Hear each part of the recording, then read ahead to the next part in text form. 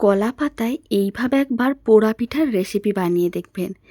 এত সুন্দরভাবে রেডি হবে আর খেতে এত বেশি ভালো হবে, যখনই পিঠে খেতে মন চাইবে এইভাবে এই কলা পাতায় পোড়া পিঠার কথাই প্রথম মনে আসবে।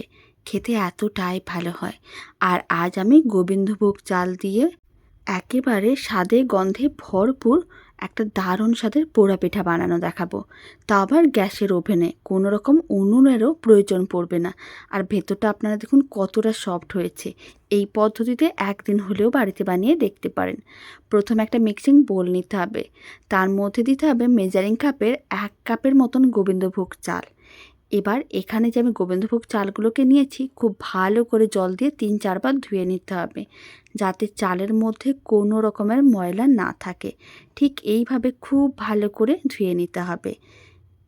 চালগুলোকে 2-3 বার এইভাবে ধুয়ে তারপরে জলটা ফেলে দিচ্ছি। আপনারা দেখুন চালের যে জলটা কীরকম সাদা হয়ে গিয়েছিল। 2-3 বার ধুয়ে নেওয়ার পরে জলটা একেবারেই পরিষ্কার।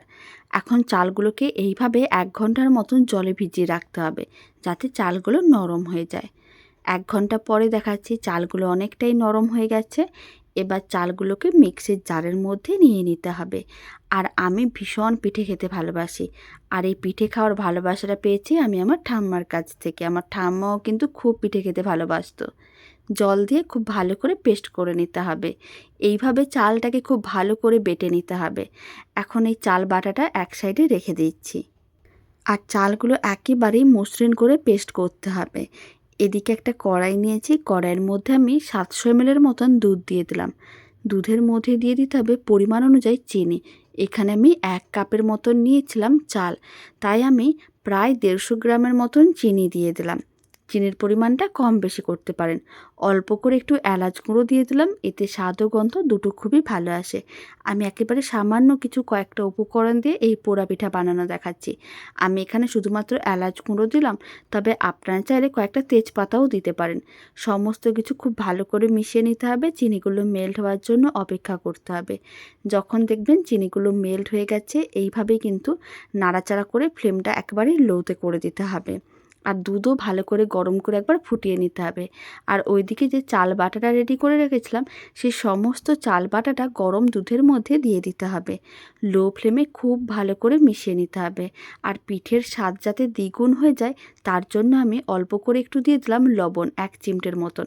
আর বেশ কিছুটা পরিমাণ দিয়ে দিচ্ছি নারকেল কোড়া। নারকেল কোড়া দেওয়ার পরে এবার আমি এর মধ্যে দিয়ে দেবো বেশ কয়েকটা নারকেলের টুকরো। ছোটো ছোটো টুকরো করে কেটে রেখেছিলাম, সেই সমস্ত নারকেল টুকরোগুলো দিয়ে দিচ্ছি। আপনারা চাইলে কোড়াও দিতে পারেন, টুকরোও দিতে পারেন। তবে নারকেল কোড়া দিয়ে পোড়া পিঠার মিশ্রণ রেডি করলে খেতে অনেক বেশি ভালো হয়। আর কয়েকটা নারকেল টুকরো এইভাবে দিলে মুখের মধ্যে পড়বে, সেটাতেও খেতে দারুণ লাগে। ঠিক এইভাবে লো ফ্লেমে মিশিয়ে নিতে হবে। তারপরে কিন্তু এইভাবে নাড়াচাড়া করে মিশ্রণটাকে একেবারে ঘন করে একটা ডোয়ের মতন বানাতে হবে, যতক্ষণ না মিশ্রণটা ঘন হয়ে কড়াই থেকে আলাদা হচ্ছে। ফ্লেমটা মিডিয়ামেই রেখেছিলাম। আপনারা দেখুন মিশ্রণটা নাড়াচাড়া করে বেশ ঘন করে নিয়েছি। এইভাবে আরও 2 মিনিটের মতন নাড়াচাড়া করে নিতে হবে। একটু টাইম নিয়ে পোড়া পিঠার মিশ্রণটা রেডি করলে পিঠেটা ঠিক ততটাই খেতে ভালো লাগবে। একেবারে চিটচিটে আর এরকমই একটা মিশ্রণ রেডি করে নিয়েছিলাম, কড়াই থেকে আলাদা হয়ে যাচ্ছে। এবার ফ্লেমটা অফ করে নিতে হবে। আর এই মিশ্রণটা গরম অবস্থায় সেট করতে হবে। তার জন্য কিন্তু একটা কড়াই নিতে হবে। যেহেতু আমি গ্যাসের ওভেনে বানাবো, তার জন্য একটা ননস্টিক কড়াই নিয়ে নেবো। ননস্টিক কড়াইয়ের মধ্যে অল্প করে একটু জল ছিটিয়ে রেখেছিলাম, মানে জল দিয়ে খুব ভালো করে ধুয়ে রাখতে হবে, ভেজা ভেজা করে রাখতে হবে। আর কয়েকটা এরকম কলা পাতাও কেটে রেখেছিলাম। কলা পাতা খুব ভালো করে জল দিয়ে ধুয়ে পরিষ্কার করে নিয়েছিলাম। কলা পাতাগুলো এইভাবে কড়াইয়ের চারিদিকে ভালো করে দিয়ে দিতে হবে। তারপর অল্প করে একটু ঘি নিতে হবে হাতে। আর এইভাবে ঘিটা খুব ভালো করে ব্রাশ করে নিতে হবে।